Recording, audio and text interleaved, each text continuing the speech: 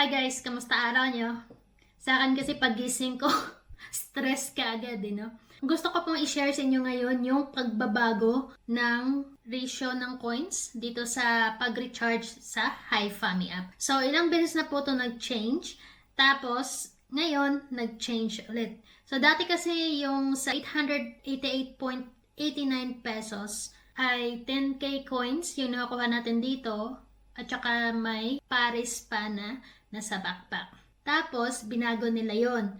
Ang ginawa nila, binaba nila sa 7,500 coins na lang. So, syempre, doon pa lang nag-react na nga kami doon eh. Eh ngayon, binago ulit.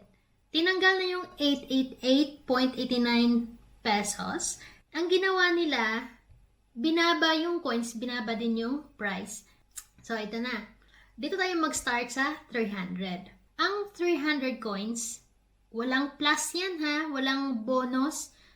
Dati kasi meron niyang bonus na ilang coins. Ang 300 coins ay 33 pesos. Pag-isipan natin, bakit tayo magre-recharge ng 33 pesos na 300 lang ang makukuha? Ano ba ang maititrade mo sa 300 coins? Iisang band. So, ilang diamonds ang makukuha mo dyan? So, sa 300 coins, sa isang band, ang makukuha po natin na diamonds ay 240. Tapos, sa coins naman ay 60 kung gold tayo. Papalagay natin na sa bronze tayo at saka silver, magkano yung makukuha natin? Eh, di ba yung sa silver is 70% diamonds at saka 20% coins? So, luging-lugi. Tanong ko sa'yo, magre-recharge ka pa ba? Kasunod naman ay yung 600 coins sa halaga na 67 pesos. So, bali dalawang band lang matrade mo dyan. Lugi pa din. Sa dalawang band, di mo pa rin ma-exchange yan. Diba? Kasunod naman is 1,500 coins sa halaga ng 169 pesos. Okay, sa 1,500 coins, ang matitrade mo na band dyan is 5. So, kung bibilangin mo yung 5 times 240, ang diamonds na makukuha mo dyan, kung hindi siya first time band, is 1,200 lang. Lugi ka pa din. Kasi nga hindi nga siya umabot sa 2,000 na diamonds. So, magkano yung sa 2,000 diamonds? Diba, $1 yan, 60 pesos. So, kapag winidraw mo, ang darating sa'yo is 48 pesos. Tapos, magkano yung ni-recharge mo? 169 pesos? Luging-lugi ka, di ba? Triple pa yata yung lugi mo dyan, di ba? More than pa nga eh. O, sino ang pumaldo? HiFami. Dito tayo sa 5,000 coins na naman, na nagkakahalaga naman ng 506.49. Magkano ang dayas makukuha mo sa 5,000? Kung i-regular gift mo siya, bronze or silver, nasa 3,500 diamonds makukuha mo. So, sa 3,500, ang ma-withdraw mo dyan is $1 lang. The rest, kung paikotin mo, kung swerte ka sa game, baka pumaldo ka. Kung mamalasin ka naman, talagang mag-negative, luging-lugi ka. Dito naman, sa 14,000 coins, tinaasan din na. Hindi ko kasi masyadong maalala kung meron bang pricing na ganito noon, or ilang coins. Kasi nga yung regular na nire-recharge ko talaga is yung 888.89 lang per day. Tapos times 3. Ganon ako.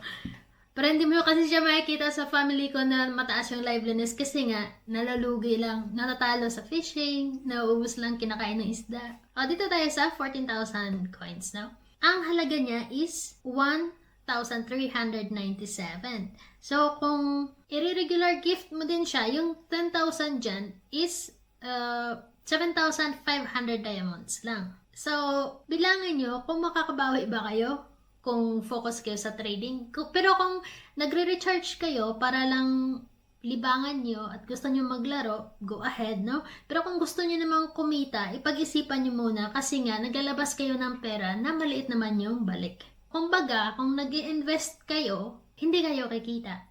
So, tingnan nyo dito sa 50,000 coins, ang halaga naman niya is 4,857.99. Sa 50,000 coins, guys, ang dayas na makuha nyo dito kapag bronze or silver kayo is nasa 35,000 diamonds lang. So, kung paikutin mo yung natira, sabihin natin na umabot ka sa 40,000 diamonds. So, magkano yan pag withdraw mo?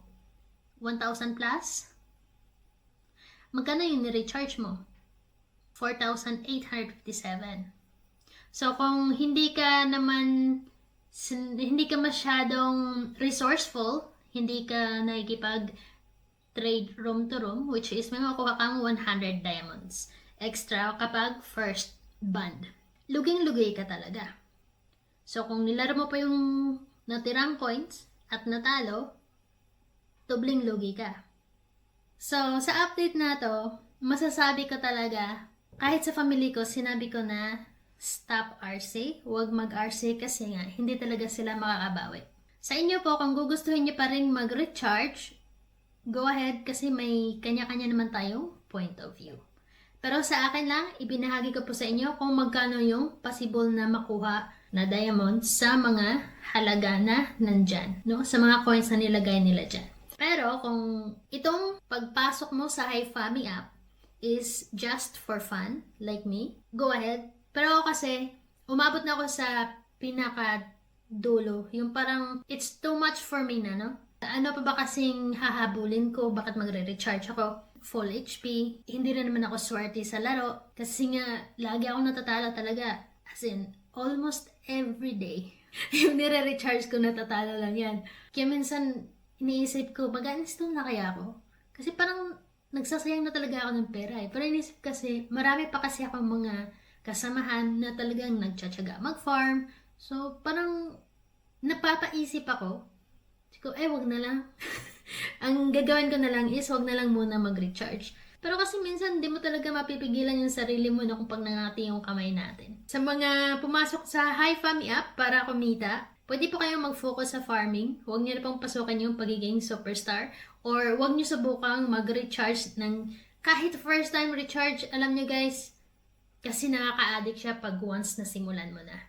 Kasi ako talaga, marami akong apps, pero never ako nagre-recharge. Dito lang ako sa HiFami app na pasubok talaga. O, dito sa account ko guys, 2,742.6 na lang ang i-recharge ko para mag VIP 9. Pero kasi yung sinabi ko last time at hinamad ako dito, yung ginawa ko na lang is yung kay Banker. Yun na lang yung nare-recharge ko para mabuo niya yung equipment niya. So, medyo malaki-laki na din yung binitawan natin dito. So, hindi na siya talaga yung earning apps. Nagiging bisyo na siya. Pag-isipan nyo po muna kung gusto nyo pang magsayang ng pera. So, ayan lang po ang may babagi ko sa inyo ngayon.